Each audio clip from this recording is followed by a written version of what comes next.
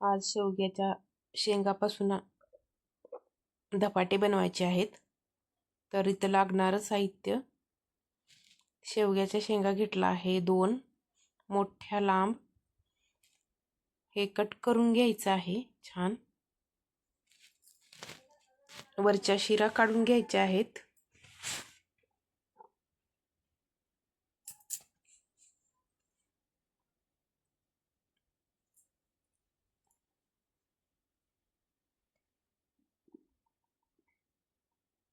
शिरा काढले ना लवकर शिजतील शेंगा. कुकरला 4 शिट्ट्या काढून घ्यायचं आहे.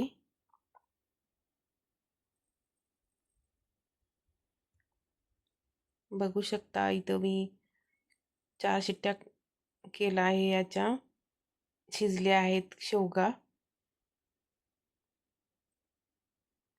एका चाळणीमध्ये काढून घेऊया. आतलं पाणी पण ठेवून टाकायचं आहे. याला खलबत्त्याच्या दगडानं रगडून घेऊया.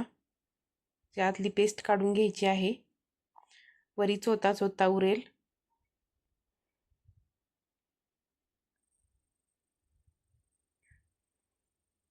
सर्व छान काढून घ्यायचं आहे. ही चोता टाकून द्यायचा आहे. बघू शकता इथं पाणी निघालं आहे शेवग्याच्या शेंगाचं.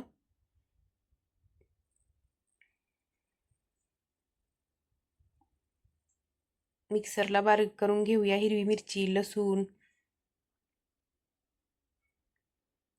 बारीक चिरलेली कोथिंबर पेस्ट करून घेतला आहे. 1 वाटी बेसन,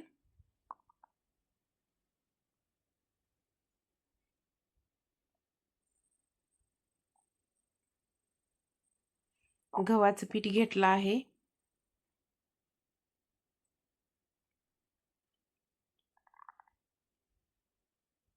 1 कप आणि ज्वारीचं पीठ घेतलं आहे 1 कप. तर ह्यावर हिरवी मिरची बारीक केलेली टाकून घ्यायचं आहे आणि बारीक चिरलेली कोथिंबर, जिरा पावडर, धने पावडर, बारीक चिरलेला कांदा,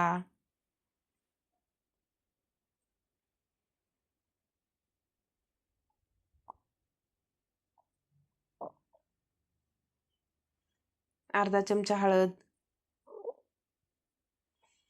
चवीनुसार मीठ. मी तर 1 चमचा टाकला आहे. ओवा घ्यायचा आहे अर्धा चमचा. त्याला क्रश करून घेऊया. ह्याचा फ्लेवर येईल क्रश केल्याने. मिक्स करून घेऊया पीठ. ह्याचं पीठ छान मळलं आहे. एका कापडावर थापटून घ्यायचं आहे छान असं.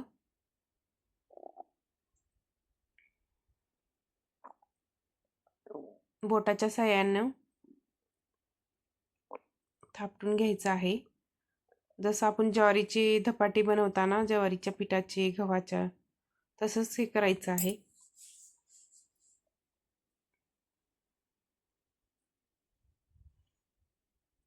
होल पाडून घेऊया. वरून बारीक चिरलेली कोथिंबर थापटून घ्यायचं आहे. होल पाडल्यानं ना छान धपाटे शिजतील, आतून कच्चे राहणार नाहीत. तर गॅसवरती तवा गरम करायला ठेवला आहे. थोडंसं तेल टाकून भाजून घ्यायचं आहे.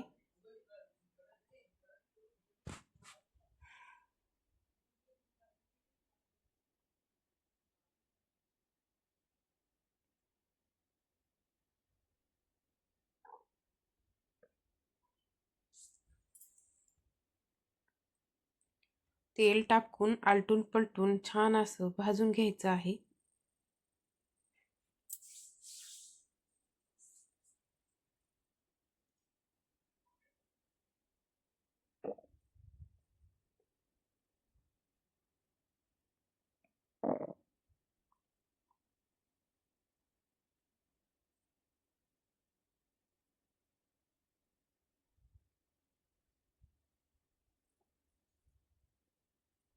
तयार आहेत इथं शेवग्याच्या शेंगापासून बनवलेले धपाटे, मऊसूत आणि लुसलुशीत दह्यासोबत खाऊ शकता आणि सॉससोबत पण खाऊ शकता. खूप चांगली झाली आहेत. शरीराला